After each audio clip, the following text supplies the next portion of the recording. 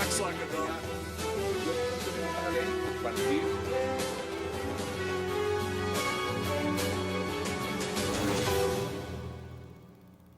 Bienvenidos a 360 grados, una visión global de la noticia, un espacio para debatir sobre todo lo que sucede en Colombia y en el mundo. Y empezamos hoy 360 hablando de la dolorosa despedida en Fundación de los niños que murieron al incendiarse un bus que los transportaba en lamentables condiciones el 18 de mayo. 28 de las 23 víctimas fueron despedidas hoy en un nutrido funeral donde muchos se preguntaban qué viene ahora con estas muertes. ¿Hasta cuándo la corrupción y la desidia en las oficinas de tránsito y la falta de vigilancia policial? ¿Quedarán impunes estas 33 muertes? Hoy nos lo preguntamos en 360. Y también, nuestro segundo bloque, serán las nuevas alianzas políticas que se lograron concretar hoy de las dos campañas enfrentadas en la segunda vuelta de las presidenciales. Santos sumó 40 congresistas conservadores, mientras Zuluaga a Marta Lucía Ramírez. Santos también concretó el grupo de los 40 que lideran Roberto Gerlain, Efraín Cepeda y Hernán Andrade, mientras el candidato Zuluaga se llevó a Marta Lucía Ramírez y unos cuantos congresistas. Los verdes dejaron libres a sus miembros y el Polo Democrático sigue en espera. ¿Qué viene con estas alianzas? Hoy debate en 360 y no se muevan, porque también al cierre hablaremos de una decisión hoy del presidente Juan Manuel Santos de convocar a la formación del Consejo Nacional de Paz con el fin de incluir a la sociedad civil en el proceso de paz con las FARC. El mandatario, frente a un gran número de personalidades, habló de paz y de los logros de su gobierno y de cómo espera que el Consejo Nacional de Paz esté en la capacidad de direccionar y asesorar al gobierno nacional en todos los temas, concretamente el proceso y consecución de la paz. Hoy debate al Consejo Nacional de Paz y en segundos le damos la bienvenida a nuestros invitados. Wax like a dog.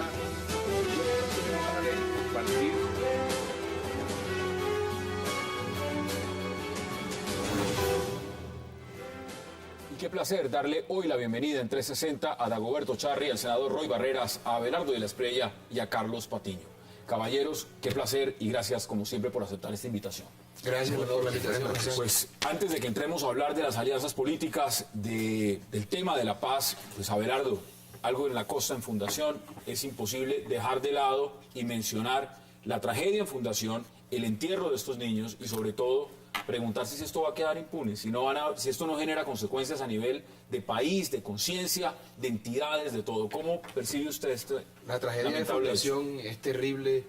Tenía pues mucho tiempo este país de no padecer una circunstancia tan dolorosa como la muerte de esos niños, pero creo que no se puede responsabilizar al conductor y a un pastor que lo que hacían era transportar al niño. Aquí hay una omisión clarísima de las autoridades municipales, departamentales en cuanto al tema de tránsito y por supuesto la desidia que por mucho tiempo ha padecido ese departamento, olvidado no solamente por el centralismo bogotano, sino que además con unos gobernantes desastrosos como el actual gobernador que están pendientes de hacer negocios y toda clase de torcidos y abandonan a los seres más importantes que tiene una sociedad, que son los niños. Entonces aquí lo que nos demuestra esto es la falta de importancia que tiene para el Estado, para el departamento del Magdalena y para el municipio de Fundación la vida de estos niños. Cambió Completamente, y es terrible lo que está pasando, pero no puede ser que los únicos culpables o que caiga todo el peso de la ley sobre dos hombres que estaban transportando a los niños para una actividad en donde iban a jugar y a divertirse. Ahí no están los responsables están en las faltas y omisiones del Estado representadas por el municipio y por el departamento y por supuesto por el gobierno central. Senador. Bueno, primero creo que los que somos padres de familia no tenemos palabras para expresar el dolor de la pérdida de estos angelitos, de estos chiquitos, de esa manera además tan cruel como murieron. Todavía no nos sobreponemos de semejante tragedia. Yo creo que una de las noticias más duras, más dolorosas, aún más triste habiendo sido trágica la del Agustiniano, donde también murieron unos chiquitos allí. Y por supuesto ese dolor a veces lo deja uno sin palabras. Pero yo sí tengo que decir que no estoy de acuerdo con Abelardo en este tema, porque ese conductor como que no puede ser responsabilizado. Ese conductor es un miserable, es un hombre que violó todas las normas, que sacó un carromato viejo, que se atrevió a prender un cigarrillo, a tanquear gasolina con una manguera, con un carro lleno de niños, con total imprevisión. Claro que es un irresponsable. todas las normas fueron violadas. Ese vehículo no tenía ni permiso para transportar, ni mucho menos licencia para transportes escolares. El pastor, de manera irresponsable, para ahorrarse una platica, contrató el bus más viejo para meter allí los niños. Por supuesto que también son responsables. Ahora, esta tragedia llama la atención sobre un fenómeno nacional que aún no se ha resuelto. Muchos transportadores, de los que se llaman transportes especiales, son serios, son responsables, pero hay muchos piratas del oficio que sacan los carros viejos de los sistemas de transporte de las ciudades y en lugar de chatarrizarlos, los guardan para ponerlos al servicio de colegios o iglesias inescrupulosas que no tienen ningún control y saben que están violando la ley, las normas existen. También hay que ascender en la responsabilidad, en eso sí estoy de acuerdo con el doctor Abelardo de la Espriella, con los controles que son fundamentalmente municipales, porque es que es allí donde están las placas de cada vehículo, donde están los policías de tránsito y donde tienen que estar los policías tramitando los permisos y vigilando que no los cumplan, con una cosa que es nacional, y quiero mencionarla finalmente. Los transportes especiales para los niños colombianos deberían tener las más altas especificidades. Le pongo solo un ejemplo de muchos. Deberían tener cada uno cinturón de seguridad en la silla. Y deben ser buses nuevos. Son muy caros y aquí tenemos un gran problema. En la zona rural, los colegios rurales, las escuelas rurales, donde solo suben camperos, no tienen con qué comprar esos vehículos. Deberá ser el Estado el que lo haga. Usted acaba de poner un punto interesante y ojalá el Estado empiece a mirarlo de esa forma y a hacer algo en ese tema. Doctor Charri, bienvenido. ¿Cómo lo viste? Porque, repito, vamos a hablar de política y esto es un tema que no queremos dejar pasar de lado por ningún motivo. Bueno, en primer lugar, muy adoloridos todos los colombianos. Espiritualmente devastada la costa y los 48 millones de colombianos. Por fortuna reaccionó todo el mundo favorable y solidariamente y más de 35.000 personas acompañaron el recuerdo y la tristeza de los padres en el día de hoy. Pero por supuesto no se puede quedar eso en la simple declaración sentimental. Hay que buscar responsables. Primero el gobierno nacional que no chatarriza un bus vetusto como este que estaba proscrito. Máximo para el transporte de niños, que es un transporte altamente especializado. No, pues Por 2 años del gobierno, estaban por 2 años de servicio público. Pero además la imbecilidad del conductor que vamos a plantear ahora desde el punto de vista jurídico del aspecto, de llevar unas pimpinas, meter allá un instrumento para llevar la gasolina al capó y al carburador mientras se esparcía la gasolina, que fue lo que determinó el inmediato incendio. Pero también el gobernador del departamento, la alcaldesa del municipio, los funcionarios de policía, óigame bien, y ante todo determinar que la miseria que sufren cientos colombianos que están marginados y les toca recurrir a cualquier medio de transporte para buscar la educación. Aquí hay que formular una gran crítica nacional y obligar a la ministra de Transporte que cumpla con su deber en defensa de los niños. Carlos Patiño, bienvenido. Pues muchas gracias. Estoy de acuerdo con todo lo que planteaba el doctor Charri y lo que ha dicho de la Espriella y parte con lo que ha dicho el senador Barreras, pero hay que plantear que la responsabilidad fundamental es del Estado. El Estado tiene una responsabilidad de fondo y no es solo el Estado en el nivel municipal, sino el Estado nacional. Porque esto lo que demuestra es que el Estado nacional en Colombia no llega todavía a las regiones. Hay regiones pobres, regiones abandonadas, y regiones donde el Estado no tiene ni control territorial ni la posibilidad de imponer las normas y las instituciones. Y la perspectiva de que el Estado no logre imponer las normas y las instituciones, pues obviamente no hay ninguna acción que permita controlar las acciones que los individuos hacen de forma ilegal, porque no existe el temor a la actividad punitiva del Estado.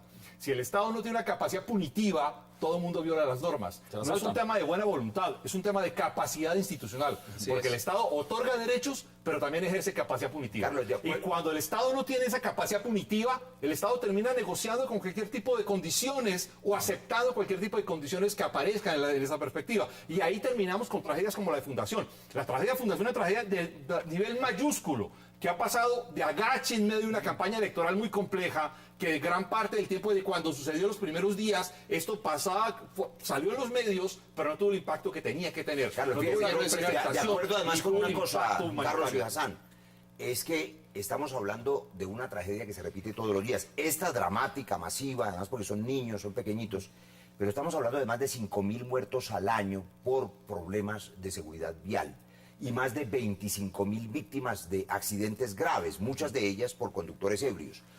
todas esas víctimas de violencia vial, como yo prefiero llamarla, son también víctimas de la inseguridad. Inseguridad vial, como inseguridad urbana, inseguridad ciudadana. Y de acuerdo, un Estado que está anonadado, enterrado en un conflicto guerrillero de 60 años, donde se tira el dinero en helicópteros militares y en armas costosas en lugar de invertirlo en la seguridad ciudadana y en la seguridad vial. Hay que salvar esas vidas. A ver, ¿qué tiene que ver eso con la obligación del Estado, del Ministerio de Transporte, puntualmente de chatarrizar ese tipo de transportes? Yo Eso le no digo- tiene nada que ver, senador. Yo le Yo digo lo que que tiene que ver. No, creo- si usted me pregunta, le contesto. No, eso no ¿Hizo tiene una nada que pregunta ver. o hizo una afirmación? No tiene Uno nada por que uno. ver. Uno No por tiene uno. nada que ver. Usted preguntó, yo le No contesto. tiene absolutamente nada que No, ver. Bruno, ya le doy la Una palabra, cosa ya son le los doy la accidentes viales y otro el hecho de que no se chatarricen buses que no pueden ser implementados para el transporte de Senador, menores. No, le venga, contesto. Son dos cosas diferentes. venga, yo le contesto. Son dos cosas diferentes. Existen las normas que obligan a la chatarrización. En este caso de Fundación, como en otros, el irresponsable dueño de un carromato viejo que estaba fuera de circulación y sin licencia, porque el Estado colombiano no le dio licencia, se lava las manos diciendo que le robaron las llaves y que el conductor sacó el carro. Y el conductor irresponsable lo usa y el pastor irresponsable lo contrata. Bueno, Todos hay un tema jurídico, somos perdóname, responsables. porque ahí hay un tema Todos, jurídico. pero no puede decir que el porque si no, no conductor nos no es escucha. culpable. No, pero a ver, Usted ha dicho es que el que- pobre hombre no es a ver, culpable. a ver. Prendió un cigarrillo A ver, con un tanque de gasolina a lleno ver, de pero niños. aclaremos porque Vamos es a muy técnico. concretar ese tema. Es muy técnico el tema. Es culpable. Se le salió el abogado defensor del claro, chofer. escúcheme. Es culpable frente no a un dolo eventual, sino precisamente como usted lo ha señalado, a la falta de previsión. Es decir, es un delito culposo, no doloso. ¿En qué cabeza puede caber? no, Perdóneme. yo sí creo ¿En que qué- no dolo Bueno, eventual. pero usted cree eso porque usted es médico, usted no es No, abogado, no tiene compañero, formación yo hago para las leyes entender que eso. usted aplica. No, señor, Le no, quiero decir, usted yo no hago las sabe, leyes que usted usted de aplica. derecho no sabe. Yo- Usted de señores, derecho no sabe. señores. De derecho no sabe. Eso- De derecho no sabe. Discutámoslo. No, doloso. Perdón, senador. Usted le está diciendo a los televidentes, No, señor. escúcheme, No, Hassan, señor. le está Culposo, diciendo culposo, que ese conductor no doloso. no es responsable. No, doloso. Claro que sí. Usted no es abogado. Cualquiera puede prever que estalla un tanque de gasolina. Bueno, eso es culposo, precisamente. No, dolo eventual se llama. Óigame. Dolo eventual va a perder clientes. Dolo eventual se llama. Óigame bien. Concluye Deciden usted, siempre porque por los tenemos otros humildes, temas. por el que está marginado, porque está, óigame bien, sometido a la discriminación y entonces van a inculpar primero al modesto chofer. Luego al sacerdote que oficiaba Claro. como reconstructor de las almas.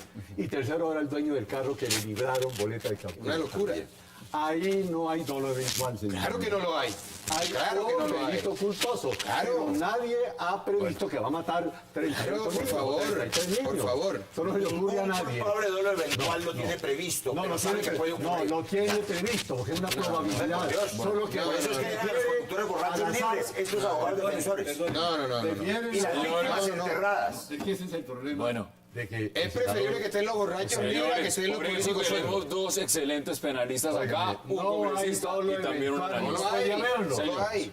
Vamos a concluir el tema porque vamos a hablar de otro tema. No lo hay. Un delito Y es que, culposo. más allá de que sea un delito culposo y que haya una responsabilidad en ese sentido, más allá de la posición que tiene el senador Barreras, que es un poco exagerada en cierta interpretación, Total. hay un elemento que es clave acá, es la responsabilidad del Estado colombiano. Es imposible Claro. que el Estado permita que alguien movilice un carro, Total. un bus viejo, un No, pero carro, estamos de lo acuerdo que en quiera eso. decir, y no se le castigue, no se le detenga. Estamos de acuerdo. Y eso lo que demuestra es que no hay capacidad punitiva. De acuerdo. Que el Estado no ejerce la capacidad de control que tiene y que además no lo asume de manera Ojalá directa. en Y ahí es Colombia- donde tienen que estar las Así instancias es. del nivel nacional para acuerdo. poder ejercer esa Ojalá en capacidad. Colombia eso se Eso controle. se llama violación del deber objetivo de cuidado. Así Que es. tenemos que ir a la Bueno, pausa. pero el chofer es culpable. Tenemos que ir a la Claro, pausa. claro. Vamos a la pausa 360. No,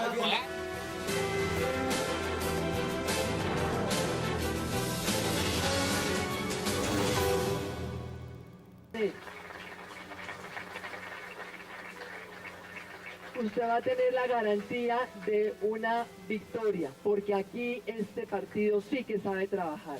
Este es un partido... Este es un partido que tiene unas bases sólidas, este es un partido que tiene organización, este es un partido que tiene historia, que tiene pasado, pero sobre todo que tiene convicciones hacia el futuro de Colombia. Y por esa razón le quiero decir con absoluta seguridad, vamos a tener el triunfo con su campaña a la presidencia dentro de 15 días. Primero que todo, doctor Oscar Iván Zuluaga, nuestro compromiso de siempre con la paz. consideramos indispensable, como lo discutimos usted y yo y como quedó plasmado en este acuerdo, darle una oportunidad a estos diálogos. Continuar unos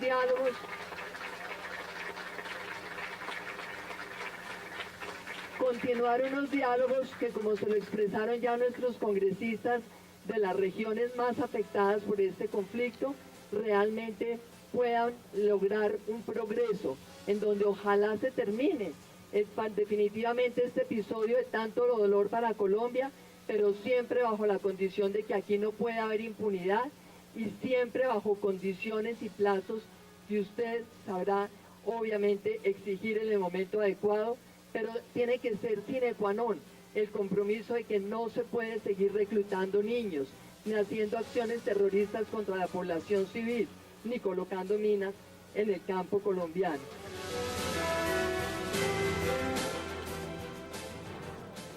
Bueno, regresamos a 360 y claramente aquí hay un tema muy importante porque empezaron las alianzas y alianzas de todo tipo y los partidos empezaron a tomar pues sus posiciones. Conservadores divididos, 40 de los 59 congresistas conservadores se van a apoyar al presidente Santos, hicieron la adición, vamos a ver en minutos qué dijeron justamente en el momento en que se adhieren y apoyan la campaña reeleccionista. Producción, creo que si lo tenemos, lo podemos ver ahora.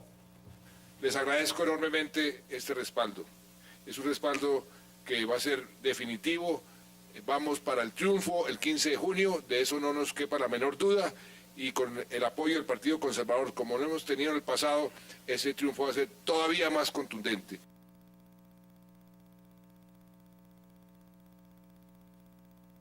Estas son las declaraciones del señor presidente. Marta Lucía Ramírez se va con Óscar Iván Zuluaga.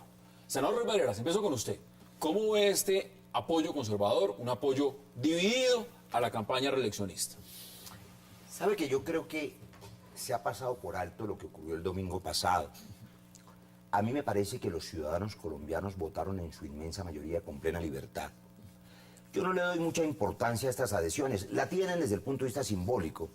Pero en verdad, esos 2 millones de colombianos que votaron por Marta Lucía, los 2 millones que votaron por Clara, el millón que votó por Peñalosa, los 3 millones que se abstuvieron, ese 10% de abstención que va a votar en la segunda vuelta, y de los 700.000 votos blancos, más de 500.000, son ciudadanos libérrimos, independientes, votaron por el que les pareció mejor.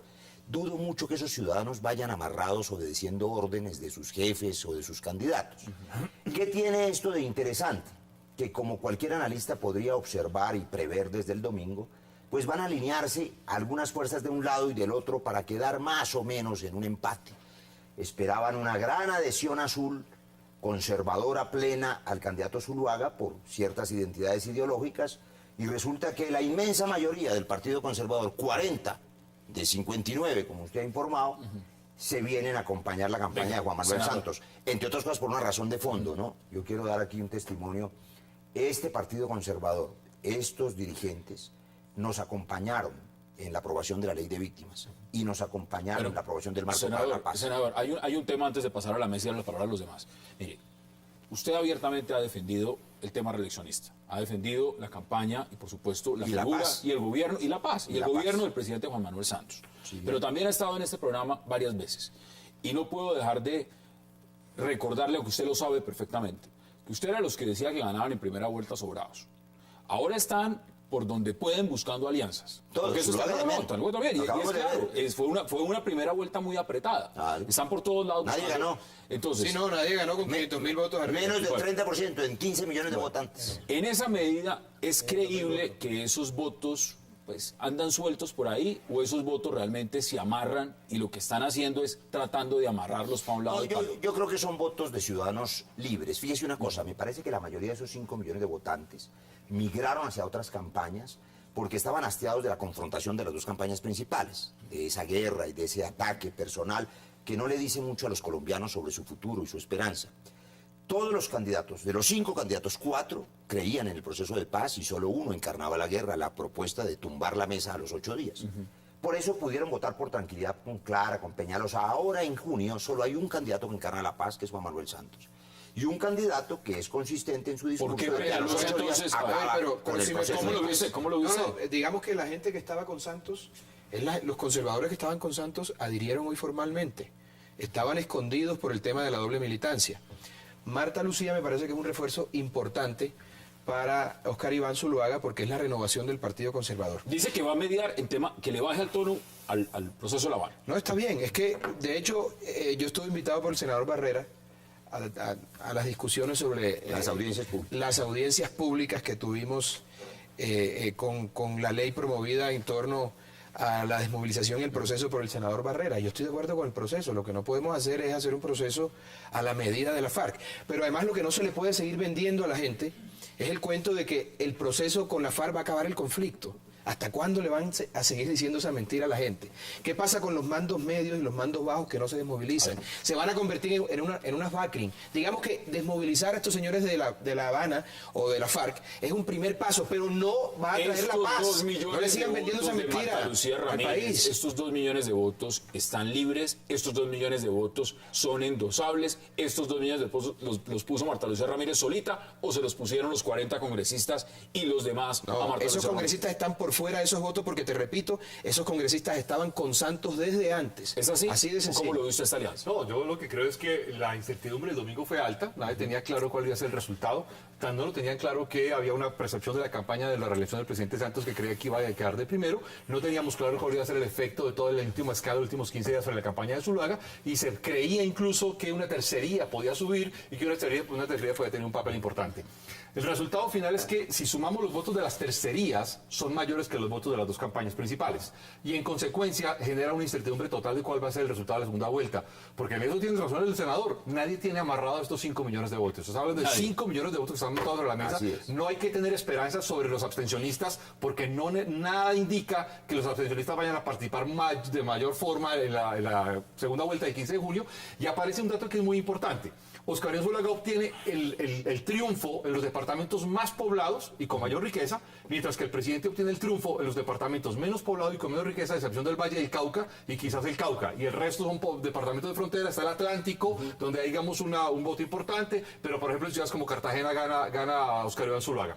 Ahora, ¿qué es lo más interesante? Lo más interesante es que, y quiero insistir en esto, la tercería, la idea de la tercería, Marta Lucía Ramírez, Clara López y Peñalosa representaron una opción mayoritariamente más fuerte que las dos campañas Pero no principales. pasaron a la segunda. Mire, le voy poniendo ejemplos. En este caso ya los verdes hablaron. Los verdes no van divididos. Los verdes dijeron, pues sí, podríamos decir que por lo menos en el discurso dijeron, dejamos el voto abierto. Nosotros no nos vamos a adherir abiertamente a ninguno de los dos campañas. En el caso del Polo, el senador Robledo ha sido enfático. Ni Santos ni Zuluaga. Pero Clara López ha dicho que el guiño de la paz y la paz, ellos siempre le apuestan a la paz, pero tampoco se han adherido formalmente a la campaña Santos. Y los conservadores divididos. ¿Usted cómo lo ve? ¿Cómo ve el escenario?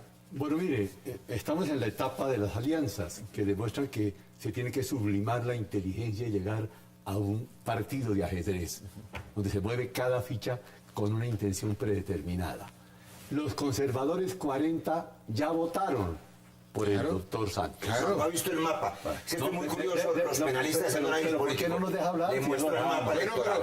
Hemos estado haciendo análisis de dogmática jurídica. Estamos las leyes y Estamos, aplica. perdón, pero no eres Toca abogado. estudiar las leyes que yo hago. No eres abogado. Hágase elegir. Hágase elegir. Está a tiempo de Hágase estudiar. elegir. No eres abogado. Estos 40 y los otros dirigentes políticos le faltaron a Santos y lo dejaron derrotar. Claro. Ninguno trabajó, salvo el doctor.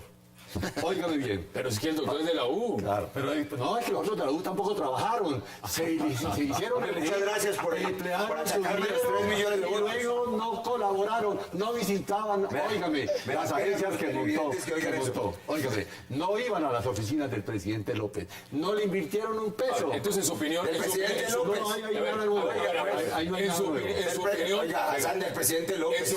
En su opinión, entonces, a la campaña del presidente Santos sumó fue 42 votos o 40 votos. Y 40 votos personales. 40 votos personales. Pero no van a trabajar, están buscando la participación en el próximo gobierno Mire, yo que ellos creen. solamente le hago llamar a esta cosa, perdón, señor penalista, pero es que el moderador me ha dado la palabra. Así son los debates, que allá en las cortes es distinto. Mire, Hassan, fíjese la contradicción, que es simpática, es curiosa. Dice que esos votos de los conservadores, dice el doctor Char, ya votaron. Y ahora dice que no son sino 40 votos de 40 personas. Yo le quiero dar esta noticia. Sí. esos dirigentes conservadores no votaron, no movilizaron su elección y su votación, usted puede revisar eso en cualquier mapa electoral medianamente. ¿Por qué no la sacaron? Pero ¿sabe una cosa que me gusta de este programa, Hassan? Que en general me gusta mucho, que muestra un poco el carácter de la campaña de Zuluaga. Porque el debate normalmente se hace, digamos, entre dirigentes políticos, pero la campaña de Zuluaga ha innovado, porque ahora incorpora penalistas. Entonces está el doctor Granados, el doctor Lombana, ahora el doctor Abelardo de la Espriella, y hace muy bien, porque a los colombianos no se les olvida que hubo un hecho delictuoso evidente donde hay un detenido, un señor que chuzaba a los negociadores de paz, violaba la seguridad nacional y puso en riesgo vidas de personas, empezando por la lista de todos los desmovilizados y sus familias, que se filtró, y que esos delitos tienen que tener responsable. Entonces, a mí me parece interesante, es el debate más original que está ahora el año, un debate con penalistas. Déjeme continuar con mi argumento, permítanme. Pero maestro, déjeme esa réplica porque me parece que... Se la puede contestar. Pero ¿qué dice el moderador? ¿Qué dice el moderador? El moderador, maestro. Primero, Contéstesela. óigame, los votos que está endosando la doctora Ramírez van en su inmensa integridad, no digamos totalidad, a fortalecer al doctor Zuluaga. usted ha puesto el punto. Pero punto 2, viene otras alianzas que están pensándose. La doctora López va a ir necesariamente a apoyar al doctor Santos. Y 3, el Partido Verde deja en libertad a la gente porque no tiene un conductor. Perdóname, ¿qué dice usted? para contestarle al senador Barrera, yo creo que ellos están buscando el muerto río arriba porque sé para dónde va el senador. El problema aquí no es la estrategia de Santos, el problema no es la publicidad, el problema no son los políticos que lo rodean, aun cuando debería ser un problema. El problema es que tienen un mal producto que no han podido vender, porque Santos es un tipo al que le faltan las 3 C, que en política son determinantes, que es corazón, coherencia y consecuencia. Y todos tenemos en nuestra vida un Juan Manuel Santos o un Roy Barrera, a quien hemos ayudado y nos ha traicionado. Entonces, esas candidaturas representan lo que el pueblo colombiano más detesta, que es la deslealtad, porque les recuerdo que el senador aquí sentado fue criticando el uribismo ahorita, porque es que yo no soy uribista, yo soy un hombre libre, porque yo no soy perro de nadie. Ese es mi gran baluarte. No, señor, usted sí lo es, porque usted le sirve al mejor amo, al que más contrato y al que más puesto de. Se lagarteó el padrinazgo de Uribe de su hijo de 3 años. De su hijo recién nacido, que ahora tiene 3 años. En ese momento. Y ahora Uribe es el malo para Roy Barreras. Y ahora Uribe es el que patrocinó el paramilitarismo después que Juan Manuel Santos estuvo 4 años en el gobierno. Por favor, hagan campañas limpias, pero no con esa deslealtad que han mostrado. Y luego le doy la palabra. Yo, por supuesto, no voy a caer en la tentación de contestar ataques personales donde se involucran niños, mis hijos pequeños. Simón tiene 5 años. Bueno, pero el que no ve este programa, el que lo involucró en su política fue usted. No ve este programa, afortunadamente, para oír cómo usted es capaz de utilizar un niño menor para dejarlo y ofenderlo. Pero déjeme decirle a los televidentes algo que sí les importa, porque su perorata no creo que les importe mucho. Lo que le importa a la gente es la seguridad en las calles, en las ciudades. Muchos ciudadanos, inclusive los que votaron por el Centro Democrático, Carlos, están convencidos que el drama que viven con el asalto, el fleteo, el atraco, que es lo que angustia a la gente, es responsabilidad del conflicto guerrillero. Y lo que ocurre es que llevamos 60 años invirtiendo el dinero, ¿sabe cuánto este año? 27 billones de pesos en la guerra guerrillera. Viven de ella los señores de la guerra, los traficantes de armas, los que venden helicópteros, aviones fantasmas, drones. Yo no puedo con un helicóptero Black Hawk perseguir a los ladrones por las calles de Bogotá ni de Barranquilla. Pero, a ver. Y en cambio, si invirtiera ese recurso en la protección de los ciudadanos, fortaleciendo la policía, tendría seguridad. La condición para tener seguridad en las calles es hacer la paz. Tuvieron 4 años para hacer eso y no pudieron Tenemos hacer que nada. ir a una pausa. Y por supuesto, Carlos Patiño quiere intervenir y le doy la palabra de entrada. Vamos a la pausa en 360 y ya regresamos.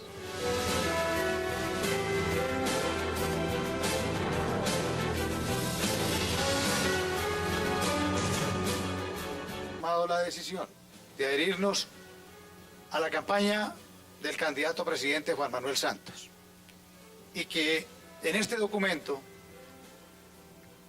hay más de 40 firmas de parlamentarios del Partido Conservador, senadores y representantes que han considerado importante para el país apoyar al presidente Santos para continuar con las políticas exitosas que hemos tenido en los últimos 4 años. Regresamos 360. Ese es el otro lado también, Carlos, lo que Pero estaban digo, diciendo los conservadores. Lo que siempre ha pasado es que el Partido Conservador lleva ya más de una década dividido, muy dividido, con 3 o 4 referentes importantes, con un grupo importante que juega unas políticas y otro que juega otras, y nunca han podido ponerse de acuerdo en varias cosas. Y lo que hemos visto hoy es exactamente eso, la división histórica del Partido Conservador. Ahora, aquí hay una cosa que es importante y que el doctor Charles lo planteaba hace rato, es que el botín de negociación desde el principio, desde el domingo, fueron Marta Lucía Ramírez, Clara López y sobre todo Enrique Peñalosa, que son votos fundamentalmente de opinión. No, uno no puede pensar que son votos de partido, no se van a estructuras de votaciones hacia ningún lugar.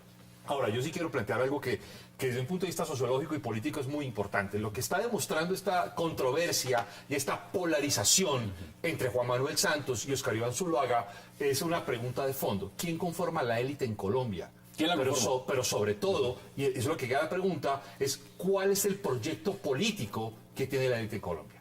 Y aquí hay, digamos, 2 versiones, o 3 versiones, o 4 versiones, o 5 versiones. Y hay una discusión importante, uno podría decir que pareciera ser que en el Estado colombiano y en la sociedad colombiana no tenemos un proyecto político claro, no tenemos claro a qué le estamos apostando, no tenemos claro cuál es nuestro proyecto de país dentro de 2 décadas, no tenemos claro en qué estamos planteados, ni en la derecha, ni en el centro, ni en la izquierda. Lo que usted plantea, ¿cómo se explica, por ejemplo, que el alcalde de Bogotá, Gustavo Petro, en este momento se adhiera a Santos, al presidente, que es legítimo, puede irse a donde quiera, pero hace unos meses, cuando estaba destituido, decía, allá son unos fascistas, aquí no pasarán. Ahorita estamos viendo a los verdes, que tienen una división interna también, porque los verdes tienen facciones. Mire, le voy a dar nombres, por ejemplo, Antonio Navarro, Enrique Peñalosa, Claudia López, Carlos Ramón González estarían dejando en libertad a sus votantes. Pero está, por ejemplo, el señor Luis Carlos Avellaneda, el senador Jaime Londoño, que se irían con Santos. Tendríamos, por ejemplo, a Camilo Romero, que no sabe todavía. Tendríamos en abstención a Antonio Sanguino. O sea, hay una polarización de partidos políticos donde los mismos partidos no tienen una sola línea, sino que están dispersos por todos lados. Déjeme decirle además algo que me parece importante, que justo en la medida que usted está diciendo, es que creer un poco que los ciudadanos están confundidos. No, los ciudadanos no están confundidos, los ciudadanos no son menores de edad. Los ciudadanos tienen claro que una cosa es el conflicto armado desde el punto de vista de la guerrilla y otra cosa es la seguridad ciudadana. Y eso es un tema fundamental. Y lo que está pasando, y por eso planteo el tema del proyecto político de Estado, es que estamos frente a una transformación profunda del conflicto hacia una guerra híbrida. ¿Qué dice usted? Mire, sobre esto de las alianzas hay que mirar un aspecto fundamental. Lo urgente no deja examinar lo necesario. Aquí nadie se opone a que haya paz. Aquí todos estamos contestes. Desde allá están diciendo, y lo digo en la unidad nacional, no señalando únicamente al senador Roy Barreras, que hay 2 candidatos, uno de la guerra y uno de la paz. Y usted está diciendo que todos quieren paz. Esa es una frase. Todo eso es una mentira. Una mentira. En este país todo se maneja con eslogan. Sí, es una mentira. Pero eso no es cierto. Acaban además de introducir una modificación a la posición de Zuluaga en el sentido de que continuará el diálogo, solo que se impondrá. Perdón, cerró Roy, venía yo. Para todas las conversaciones hay que hecho a la igualdad. Hay un tema, No. Sí. Pero óigame, señoras y señores que nos están escuchando, lo que impidió el triunfo por primera vez en este país de un gobernante como era el presidente Santos, es que equivocó la manera de presentar la lucha por la paz. Ya le doy la palabra a Abelardo, le doy la palabra. Como aquí están hablando de la unidad nacional, me interesa que la unidad nacional pueda contestar. Pero la gente no votó pensando en la paz, porque no toca a todos los colombianos. Habían problemas superiores, más urgentes. Bueno. Primero, la seguridad. Bueno. Segundo, óigame, el empleo. Tercero, hoy se la lanzó salud. el tema del Consejo Nacional por la Paz. Ahora, senador, ¿qué contesta usted? El presidente. ¿Qué contesta usted? Yo estoy de acuerdo con Carlos, vuelvo a decir lo primero que dije. Los ciudadanos son independientes, son libres, hay que respetarlos. Yo no creo que obedezcan ciegamente jefaturas ni que estén amarrados. Me parece que los candidatos, ambos, Zuluaga y Santos, tienen que hacer un gran esfuerzo para que esos electores libremente vengan a estas campañas. Nosotros lo hacemos explicándole a los colombianos que la paz es un medio para tener un país mejor. El empleo que necesitan los colombianos, la seguridad que necesitan en las calles, las escuelas que necesitan los niños en jornada escolar, los salarios que hoy les pagamos por primera vez a las madres comunitarias que antes no se les pagaban, o la reparación de 5 millones de víctimas que nunca antes se reconocieron y ahora tenemos que pagarlas porque hay que sanar esas heridas y repararlas. Necesitan recursos que no deben desperdiciarse en una guerra que además sería, como dijo Clara López hoy, una nueva fábrica de víctimas. Por supuesto que es una señal para los electores las decisiones que tomen sus dirigentes. Yo, por ejemplo, celebro que hoy Clara López haya reiterado que la paz es un bien supremo y que por la paz vale la pena. El copresidente del Partido Verde, usted lo mencionó ahora, el senador Luis Carlos Avellana, lo dijo con franqueza. Me dijo, a mí no me gusta el modelo económico de Santos, mucho menos me gusta el modelo económico de Zuluaga, pero yo creo que la paz es necesaria para que el país salga adelante, y por eso le apuesta a la paz. Déjeme, yo en 30 segundos le pronostico un mapa, en 20. Sí va a bajar la abstención, Carlos. Hay 50% que no van a votar ni los vamos a convencer, pero hay un 10% que votaban y ahora no lo hicieron y votarán. La abstención estará en un 52%. Y ahí hay 3 millones de votantes nuevos de opinión. Los votantes de Clara vendrán a la campaña de Santos. Menos Robledo. Y menos Robledo. La inmensa mayoría de los votantes de Peñalosa y de la bancada verde vendrá a la campaña Santos, más la mitad del Partido Conservador. ¿Con qué se queda Zuluaga? Con Marta Lucía y una partecita del Partido Conservador. Allí hay claramente una ventaja a favor nuestro. Santos ganará el 15 Tiene la palabra Abelardo, porque la configuración política es bien interesante. Bueno, lo que se ha visto es que en este intento por reelegirse, el presidente Santos es capaz de hacer alianzas hasta con el demonio. Y se ha juntado con Petro, a quien decía odiar, ahora es su nuevo mejor amigo. Han recibido a personajes de toda la Haya y de todos los partidos, pero además de eso han sacado funcionarios del gobierno que han dejado tirado la función que estaban haciendo, como por ejemplo la importante labor que estaba haciendo Diana Parodi en el SENA, para salir a politiquear, y si Santos se reelige la vuelven a nombrar. Eso es una burla, eso no tiene presentación, eso es una falta de respeto con la administración pública y con la sociedad colombiana. Lo cierto es que esta campaña se ha caracterizado porque los colombianos hemos visto de una buena vez y por fin la clase de políticos que tenemos y el horror que hay detrás de todas esas alianzas políticas. Esa es la verdad y es muy triste porque el país es el que pierde. Mire, el senador Jorge Robledo ha sido claro y ha dicho, para mí, en su opinión, desde su orilla política, dice, para mí Santos y Zuluaga son lo mismo. Y desde esa orilla dice, voto en blanco, abstención. En esa misma línea estarían Germán Navas Talero, posiblemente, y Alexander López del Polo. Y Claudia López. Eso ya es Partido Verde. Si uno lo viene, no saben todavía, no han tomado una decisión clara en el Polo, Clara López y Jaime Duzán. Ya con él directamente apoyando la campaña reeleccionista del Polo estarían Aida Bella, Iván Cepeda y por supuesto Carlos Gaviria. Ninguno de ellos estaría apoyando a Zuluaga en el Polo. Tema de la paz, tema bandera de la paz. No, pero en eso tiene razón el senador Barrera. Ahí no hay votos amarrados, hay mucha gente libre que vota por quien considere y además por quien sienta más afín a su idea. Ese pronóstico, Carlos, mirándolo en estos partidos, con lo que dijo Peñalosa, ¿usted cómo ve la segunda vuelta? Yo lo veo muy incierto, al día de hoy es muy incierta. Aunque el senador Bernal es una cuenta que, digamos, es electoralmente válida en el análisis, la verdad es que hoy hay incertidumbre absoluta de cuál va a ser el resultado. Y hay incertidumbre absoluta porque aquí hemos dicho una cosa que es importante. Hay una inmensa mayoría de ciudadanos que no confían en el proceso de paz porque no confían en las FARC, no tienen claro qué es lo que va a pasar y qué es lo que se ha negociado. Y además porque además tienen en esta perspectiva, y no tiene que ver con que sean uribistas o no sean uribistas, yo creo que es un asunto mucho más amplio. Y eso mostró, y por eso existía ahora la fortaleza de la tercería, que es un tema muy complejo. Y en eso creo que el gobierno ha cometido un error de no explicar con suficiente claridad qué es lo que se ha negociado. Y quiero insistir fundamentalmente en un tema que es la letra pequeña de la negociación. Y obviamente queda una duda, una incertidumbre importantísima de qué tanto se puede confiar o no se puede confiar en las FARC. Pero, ya le doy un debate de fondo. Quiero mostrarles, antes de darle la palabra, porque aquí entramos en un tema también que es coyuntural frente a lo que está pasando en las alianzas, el tema de la paz, y este Consejo Nacional de Paz. Frente a este tema habló el expresidente Ernesto Samper. Veamos declaraciones. Bueno, es muy estimulante porque aquí son todos los que perderían si este país vuelve a la guerra. Aquí están las víctimas, las iglesias, los trabajadores, las víctimas de crímenes de Estado, de crímenes de la FARC, aquí están todos. Ellos son los mayores beneficiarios de un proceso de paz. Por eso es tan importante la voz que hemos escuchado acá. Y por eso es muy importante que esta fuerza positiva se exprese en las elecciones del 15 de junio, donde la gente va a escoger entre si se acaba de pasar el puente de la paz o nos devolvemos al precipicio de la guerra. Ese es el discurso del expresidente Ernesto Samper. Vamos a la pausa porque regreso quiero que ustedes puedan opinar al respecto y debatir sobre ese tema. Vamos a la pausa en 360.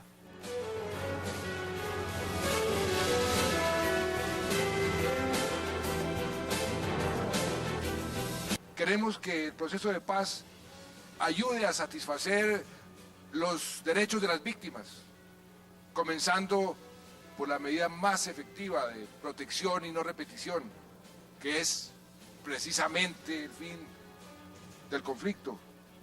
Clara López lo decía con una frase que a mí me impactó. Queremos cerrar la fábrica de víctimas. Eso es lo que queremos hacer. Y mi llamado hoy, ni siquiera como presidente, mucho menos como candidato, en mi condición de simple colombiano, de un colombiano cansado de la guerra, de un colombiano que sueña con dejar a sus hijos, a mis hijos, a los hijos de todos nosotros, un país en paz. Es a toda la sociedad civil, a toda Colombia, para que rodee este proceso, esta oportunidad única que tenemos que aprovechar.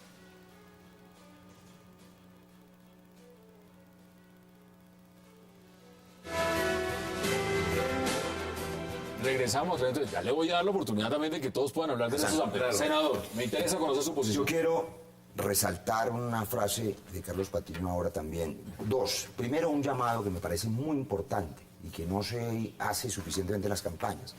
Deberíamos proponer modelos de Estado. Es decir, ¿qué es lo que le ofrecemos a los colombianos? En el fragor de la batalla electoral y en la urgencia de que el uno gane o el otro, se pierde esa concepción del Estado y de que hay mucho por reconstruir. Las instituciones están en crisis. Todo ese modelo constitucional que ustedes los juristas sí que lo conocen bien implica profundas reformas para lo que se necesita un gobierno tranquilo y gobernabilidad en el Congreso. Esas reformas quizá nos den tiempo para hablar de ellas luego, pero digo otra cosa. Los colombianos confunden la paz con el proceso de paz con las FARC y la gente no quiere a las FARC. Claro que no, nosotros tampoco queremos a las FARC, nosotros tampoco les creemos a las FARC, queremos que se acaben las FARC. Y hay dos maneras de acabar las guerrillas. O las aniquilamos a sangre y fuego, llevamos 60 años en eso, y los comerciantes de armas celebran. A ver, pero yo quiero hacemos un proceso en este Consejo Nacional de Paz, ¿por qué en este Consejo Nacional de Paz, Abelardo, y ya se lo pregunto también al doctor Charri, ¿por qué en este Consejo Nacional de Paz viene apenas, como ha sido el pedido mayoritario desde que inició este proceso, que entren la sociedad civil, que entren las víctimas? ¿Puedo decir algo antes sobre la intervención del expresidente Samper? Sí. Eso sí me parece doloso. Poner a hablar a Samper en favor de la campaña de Santos es dolosísimo. Tratan de hacerle daño a la campaña de Santos. O sea, no deberían de entrevistarlo. No, que se quede callado mejor. Bueno, ¿usted qué opina? Lo cierto es que la paz se volvió una bandera politiquera cuando debería ser una política de Estado. Entonces, ahora citan al Consejo de Paz, aprueban los puntos que faltan en La Habana y les está hablando una persona que está de acuerdo con el proceso, pero el proceso no se puede utilizar para hacer política y para claudicar frente a los violentos. Hay que hacer concesiones, pero tiene que ser una paz que traiga justicia, verdad y reparación. Perdóneme. Es un desideratum nacional la paz. Total. Nadie la que vive en queremos. este país puede prohijar la violencia. Así es. La última década de guerra que llevamos nos costó 220 billones de pesos. El país no puede seguir dedicándole su dinero a la guerra. Hay que hacer la paz. Dos, pero además tenemos un ejército de 525.000 hombres armados para enfrentar la guerra. ¿Y cómo ve el Todo Consejo eso Nacional de implica Paz? que sea el 27% del presupuesto nacional dedicado a la guerra. Tenemos que superar a eso, pero no de forma indefinida la discusión, pero no sin compromiso, No a los pero no banderas de sin la fecha, política. pero no porque sigan poniendo, óigame bien, una serie de instrumentos contrarios a la paz, como es, por ejemplo, la conscripción de los niños, como son las minas antipersonas, como es matar a garrote a los soldados del país. Sí, es una Esto barbaridad. tenemos que Acabarlo. y decidirlo, echarlo para adelante con términos, con precisiones y con condiciones. Acabar la guerra, Carlos Patiño, le agrego un componente. Yo quiero indicar algo que me parece importante en esta discusión que se ha pasado por alto y que ha sido, digamos, uno de los errores de la campaña del presidente Santos. Es, por ejemplo, suponer que el posconflicto va a ser fundamentalmente rural. Cuando el posconflicto va a ser fundamentalmente urbano. lo sabemos, urbano. El presidente lo afirmó en Caracol Radio que el posconflicto será fundamentalmente rural. Y de un costo Pero resulta muy grande. que, claro, de un costo muy alto, y esto tiene que ver con una profunda transformación de la violencia en Colombia. Y eso tiene que ver además con una profunda necesidad de repensar realmente los criterios de seguridad y defensa, porque además vamos a decir una cosa que es fundamental. Estamos negociando un proceso de paz con conceptos de seguridad y defensa de hace 20 años. Que hoy habría que pensar y repensar y plantear, porque incluso estamos entrando en este contexto, en la idea de que la policía, por ejemplo, para hablar de instituciones concretas, puede con todo el posconflicto, cosa que no es cierta. Es más, pongo un ejemplo concreto, la policía empieza a trabajar sobre montar su propia fuerza aérea, su propia capacidad aérea. aquí estamos confundiendo roles y estamos confundiendo en ¿Este Consejo Nacional de Paz debió empezar antes? Claro, obvio. Es que este Consejo de Paz no tenía por qué haber sido citado en medio de la campaña electoral, porque eso deja un muy mal sabor frente a los ciudadanos. Primero, sobre el Consejo Nacional de Paz. Yo quiero celebrar la intervención hoy muy lúcida de Humberto de la Calle, de un estadista claro, tranquilo, la presencia de Antanas Mockus, a quien no creo que nadie en esta mesa Varios pueda tachar sectores. de clientelista, ni de politiquero, ni de oportunista. Mockus es un buen colombiano, compitió con Santos. Ahora le he dicho a los colombianos, creo que la paz vale la pena y la paz la va a hacer Juan Manuel Santos. Allí estaba en primera fila al lado de Clara López. Son colombianos limpios que creen en la paz y saben que Santos la encarna y que tienen diferencias con Santos, que tienen diferencias económicas, que piensan que le faltan reformas profundas, pero que saben que para hacerlas la paz es necesaria. Por eso el Consejo Nacional de Paz hoy me parece que fue muy importante. Les explico por qué no podía citarse antes. Es que este proceso de paz no es improvisado. Nosotros lo primero que hicimos fue aprobar la ley de víctimas, para darle a esas víctimas verdad y reparación que nadie les dio jamás. Se aprobó en este gobierno. Pero no se hizo porque quedaron de segundos en la primera vuelta. No, la ley de víctimas la aprobamos hace 3 años. No, me refiero a convocar este consejo en este le voy a momento. explicar. Luego presentamos el marco para la paz, precisamente para abrir la posibilidad de que no haya más víctimas. Marco para la paz que yo me negué, y lo sabe Abelardo de la Espriella, que fue mi invitado a una de esas audiencias, a discutir siquiera con las FARC. Y ustedes recordarán que el marco se aprobó en contravía del querer de las FARC, que hoy sigue pidiendo es otra cosa, la constituyente. Y después sí se convoca el Consejo Nacional de Paz. Cuando está suficientemente maduro, decía hoy de la Calle, cuando está suficientemente clara la propuesta para que la sociedad civil intervenga. Dos semanas antes de la segunda vuelta. Los ciudadanos decidan en un referéndum. No se plantea el posconflicto. Nos hemos quedado en las firmas, en la parte mecánica. Mira, ¿cuántos millones cuesta el posconflicto? Se lo dije al senador Roy Barrera, se lo dije al senador Roy Barrera fuera de cámara en el corte comercial, y las buenas intenciones de los políticos en campaña son como los unicornios, no existen. Entonces, hacernos creer que están convocando el Consejo Nacional de Paz porque es el momento oportuno para la paz, por favor, no somos tontos. Es el momento oportuno para la reelección de Juan Manuel Santos, que es otra cosa. Y eso en política es válido y no tienen por qué negarlo. Lo cierto es que están partiendo de una premisa falsa. Repito, el proceso de paz con la FARC no traerá la paz. La paz vendrá cuando haya educación, cuando haya seguridad, cuando haya trabajo. El fin del conflicto. Así es. Para eso hay que dejar de gastar la plata en balas y gastarla en escuelas. No, hay que solucionar. Hay que solucionar eso primero. Carlos Patiño, y quiero que usted pueda concluir este debate con este punto también, porque el presidente Juan Manuel Santos ahora, antes no había afán, ahora ha planteado la audaz idea de acelerar el proceso de la negociación con las FARC, subdividiendo los equipos de negociación. Es decir, que se traten 2 de los temas que faltan, quedan 2, el 4 y el 5, en equipos separados. ¿Cómo ve usted ese punto? Complejo, planteado en medio de la campaña para la segunda vuelta, porque llevamos en un proceso de paz que ya unos 3-4 meses estancado, que firma un acuerdo contra las drogas justo el momento en que íbamos al proceso, a esta condición, que es lo que el señor acaba de decir, y obviamente esto plantea un sinsabor frente a la ciudadanía, porque ¿por qué ahora sí vamos a acelerar una condición cuando tenemos que haber negociado mucho antes? Quiero recordar que cuando se inició el proceso de paz, se planteó que nos llevaría máximo un año llegar al acuerdo definitivo. 15 segundos. Basta leer el marco para la paz y el acuerdo general con que iniciaron los diálogos. Allí se dice claramente, Abelardo, se trata de ponerle fin al conflicto armado para luego construir entre todos los colombianos la paz. 15 Eso lo segundos, tenemos doctor claro. Charri. 15 segundos. La paz no se consigue firmando unos documentos. La paz se consigue haciendo una reinversión de los dineros para acabar, por ejemplo, con la concentración de la riqueza. Abelardo, 15 segundos. La paz no se puede conseguir a cualquier precio, tiene que ser de la mano de las instituciones. Pero además de eso, haciéndole entender a los violentos que priman las instituciones y la democracia. Y que además, mi querido Hassan, el proceso de paz con la FARC no va a traer Carlos la paz. Patiño, Es parte del como problema. siempre, un verdadero placer. Senador Roy Barreras, gracias por aceptar la invitación. Gracias. Dagoberto Charri, Feliz noche para un todos. placer. Y Abelardo de la Espriella, gracias como siempre. Gracias. A ustedes, gracias por acompañarnos. Recuerden, repetición de este programa, 11:30 de la noche. Y mañana las citas a la misma hora, a las 8, para seguir debatiendo toda la agenda política de Colombia y del mundo. Gracias por acompañarnos y hasta una próxima oportunidad.